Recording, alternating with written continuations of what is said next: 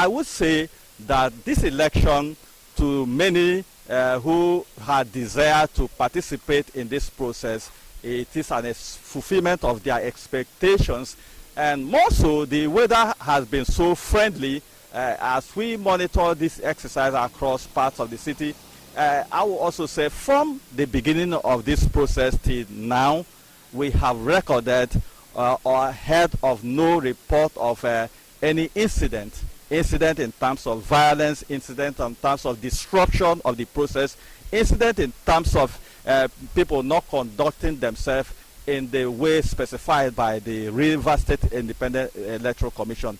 All the same, I would say it is, the process has been so quite hitch-free, and expectations are that by the end of the day, the winners that will emerge will begin to respond to their campaign promises as the people look forward to having democratically elected officials at that third tier of government that have remained has remained vacuum following the annulment of the last set of elected officials in the state. Tell us how the two political parties, the major political parties involved in this election, are faring. And are the voters expressing confidence in the process? We have also interacted with quite some of the voters who have participated in this election. To some, it has been their expectation to exercise their civic duty to be active participants in the process of selecting or electing those who will represent them at the grassroots. For them, it is a fulfillment of their expectation or desire to perform this civic responsibility. And to them also, those of them that spoke to us earlier on, it also represents for them the desire that they get good leadership at that tier of government. And for the political parties, before now we have also informed the public about how this election is playing out in Rivers State here. The two main political parties are who fielded candidates in some local government areas, and in other local government areas we have a kind of what they call rainbow coalition for this election. There are also other political parties participating, but the two major political parties, the PDP and the APC, fielded candidates for this election, and we hope that at the end of this election the winners will emerge, and the expectations of the people also would have been met to that effect. Thank you, Kingsley, for your tireless efforts. We'll continue to keep check as the results keep trickling in.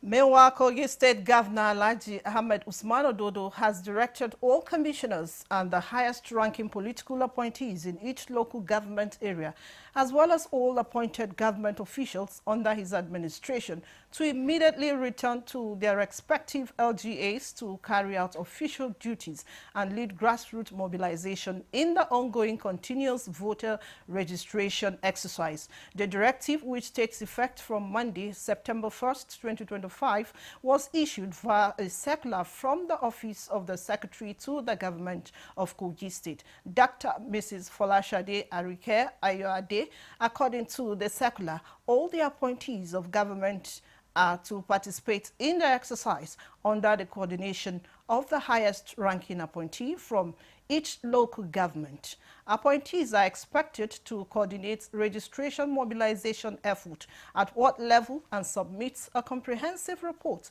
at the end of the mobilization period, detailing the number of new voters registered in their respective wards and local government councils. The directive also stipulates that any appointee who wishes to leave their LGA during this period must obtain written approval from the Secretary to the state government or face disciplinary action. A statement issued to newsmen on Saturday by the Kogi State Commissioner for Information and Communications, Kingsley Femi Fanwo, reaffirmed the administration's commitment to deepening grassroots governance and ensuring massive voter participation in the electoral process. Nigeria is taking decisive steps towards clean, reliable, and affordable energy with the launch of a new national committee dedicated to renewable energy efficiency and innovation.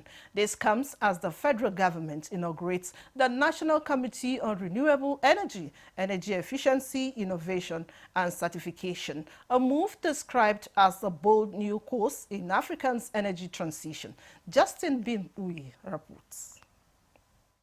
Minister of Innovation, Science and Technology, Uche Jeffrey Naji, announced the initiative in Abuja during the signing of a Memorandum of Understanding between the Energy Commission of Nigeria and High Voltage 101 Limited. Naji said the committee aligns with President Bola Tinubu's Renewed Hope agenda designed to drive industrial growth, create jobs, and protect the environment. He explained that the interministerial team will focus on research and innovation, collaboration, local content development, certification, and standards. One is innovation and research, which will advance solar, wind, hydro, bioenergy, and other renewable technologies. The second one is on collaboration. We are going to be uniting government, private sector, academia, and development partners in joint action. The third one is the local content development, which will aim at creating opportunities for Nigerian investors, manufacturers, and entrepreneurs to lead.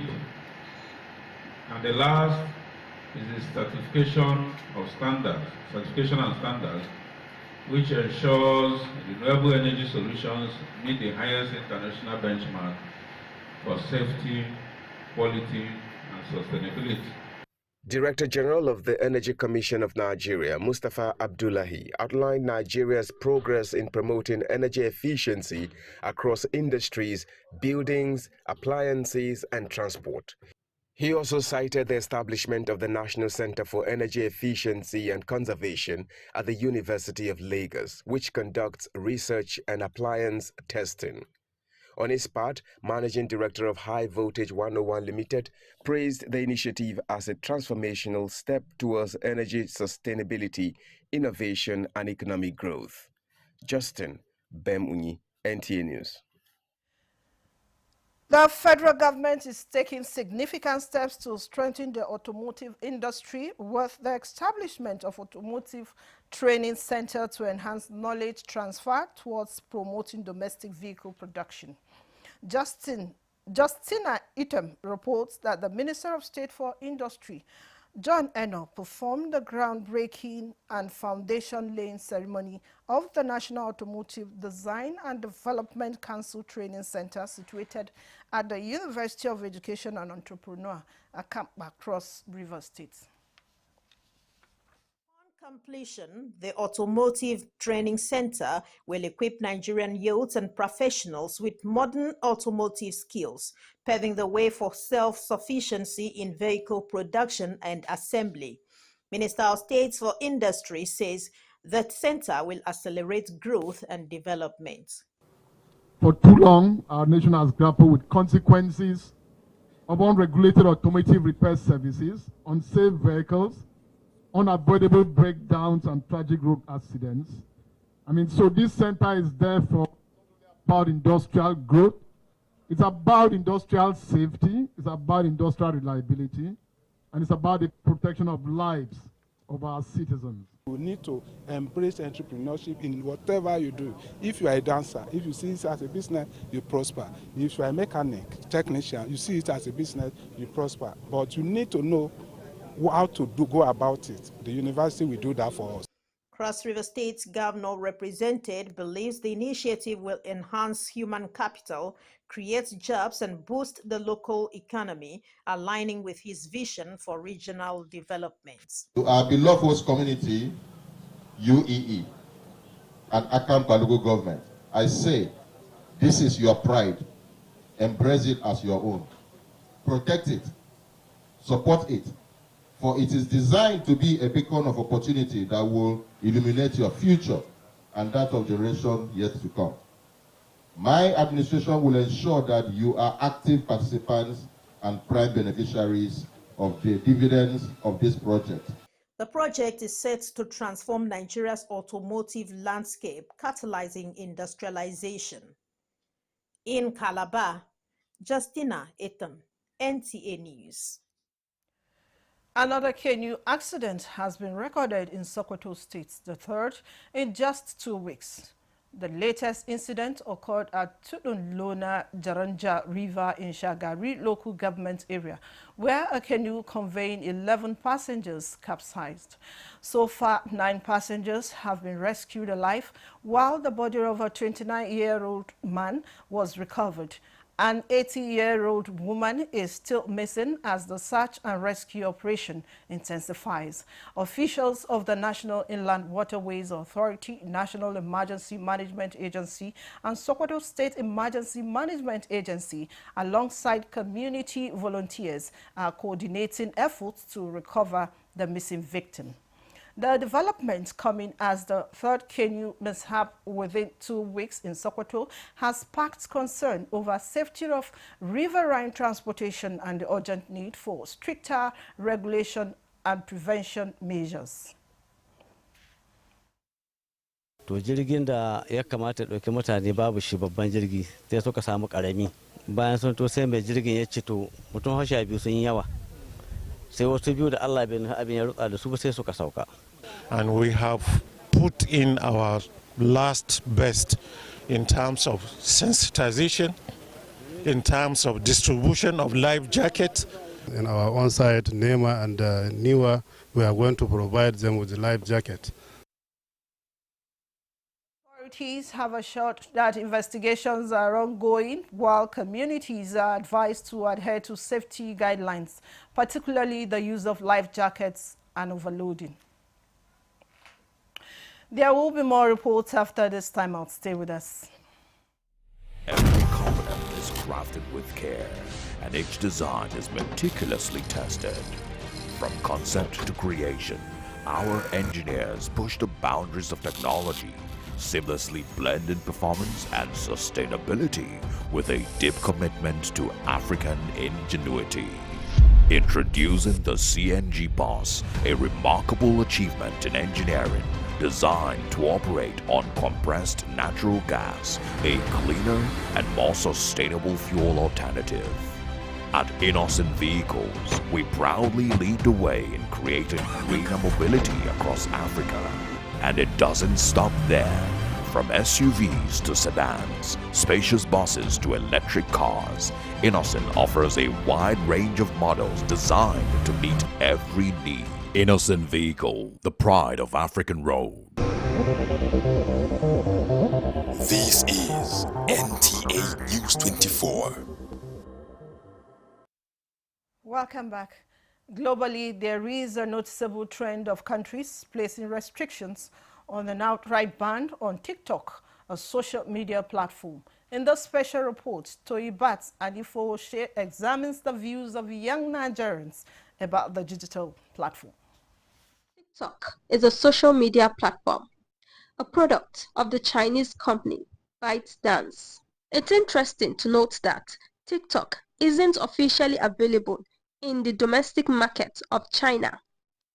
In the United States, a full ban hasn't currently materialized, but there is a form of restriction. Other countries like Australia, Canada, United Kingdom, France, Denmark, India, and many others have either placed an outright ban or a level of restriction due to concerns about data privacy, national security, and the potential for promoting harmful content. In Nigeria, there has been concerns about TikTok promoting immoral content, fake news, and manipulative algorithms. In fact, I also had to delete the app because it was promoting content I never set for. And for me, it felt like a violation of my digital space. But these young Nigerians have mixed reactions. Also, currently, people are lonely And the only means that they get to connect with other people through their phones. And TikTok is one of the apps where people tend to relate with people, try to watch videos to cool their minds, and then keep moving. Banning it completely might really affect some people's business. If the government wants to intervene, they should set like strict laws. If parents want to intervene, they should be very mindful of what their kids watch. If us as individuals want to intervene, we should manage our screen time very well. It's better to make it, to set some little boundaries, set limits, and even make it a safer place for the Gen Zs. Many agree that TikTok is entertaining, but it is also influential. And as more countries push back, industry players believe that Nigeria will have to choose to regulate, restrict, or ignore. In Abuja, Toyiba Anifoshi, NTA News.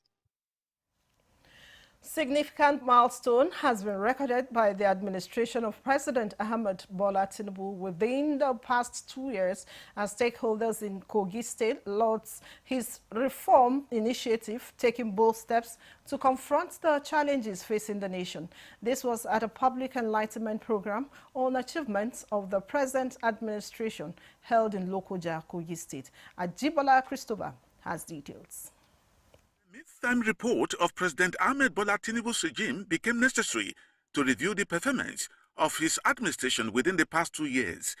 Head of Federal Center in Lokoja, Sabina Abalaka, says President Ahmed Tinubu's administration took bold steps in confronting economic challenges facing the country, beginning with the removal of fuel subsidy, leading to an increase in fuel price, noting that it was necessary in order to set the country on the path of sustainable growth.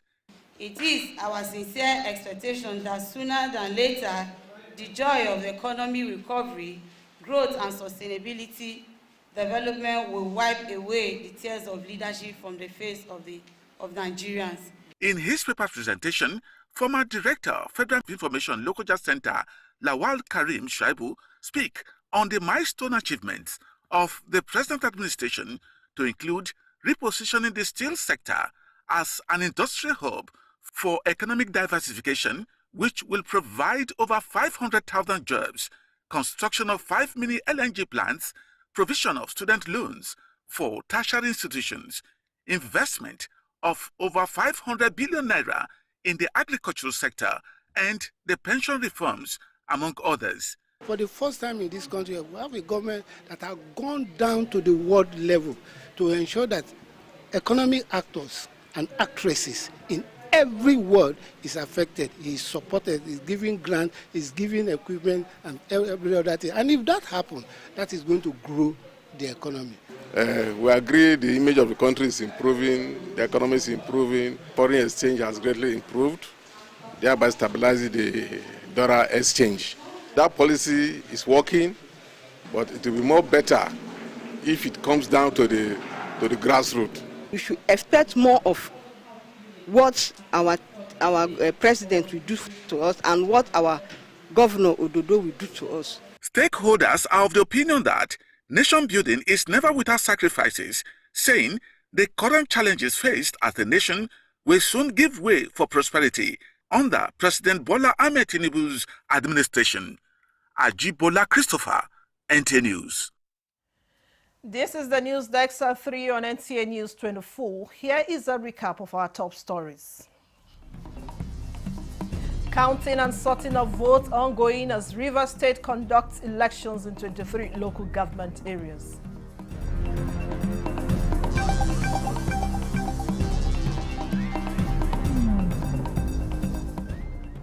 Nigerian charts bold paths in Africa energy transition, inaugurates National Committee on Renewable Energy.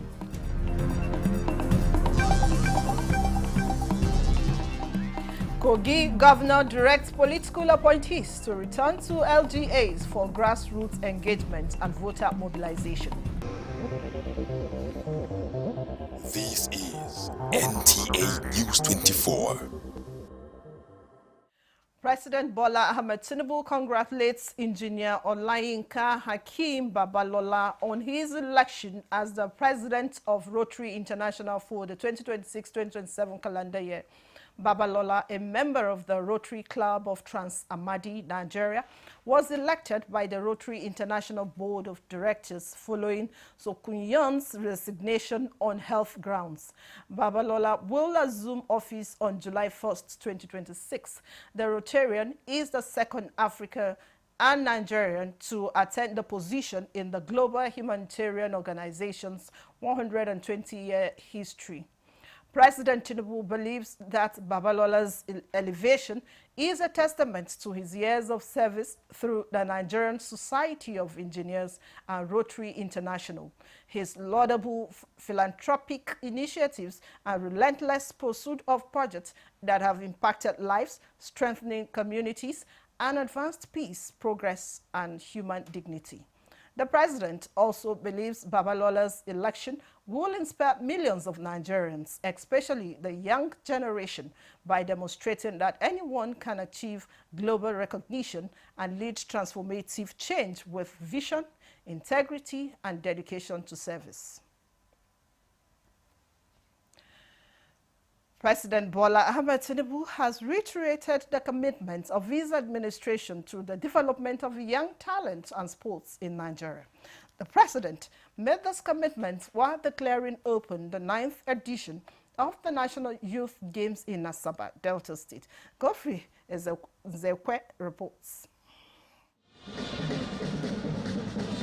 It was a sight to behold at Stephen Keshi Stadium, Asaba, Delta State, as athletes from 36 states and the Federal Capital Territory gathered for the opening ceremony of the 9th National Youth Games. The opening ceremony started with hosting of games flag by officers of the Nigerian Army, preceded by parade by the respective states, led by Abia State, and finally the host and defending champion, Delta State. Declaring the ceremony open, the President Bola Ahmed Tinubu, represented by his special advisor, Media and Public Communications, Sunday Dari, commended Delta State government for its contribution to the development of sports in Nigeria. We saw Mr. President and the First Lady come out very forcefully to support our sportsmen and women, the Super Falcons and the Tigers.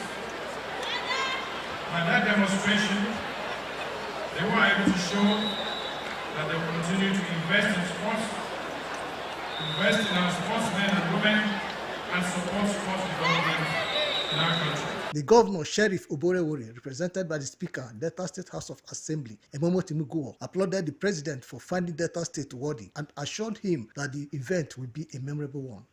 This is more than a sport. It is a celebration of our young people, of unity, and of the prosperous future that Nigeria owns. Sport speaks a language that goes beyond tribe, religion, or background. It brings us together as one people with shared dreams and victories. The 9th National Youth Games will end September 6, 2025. In Asaba, Godfrey Nzekwe, NTA News. And that report brings us to the end of the News 3 on NTA News 24. Thanks for watching. I am Vivian Ezadife. Enjoy the rest of our program.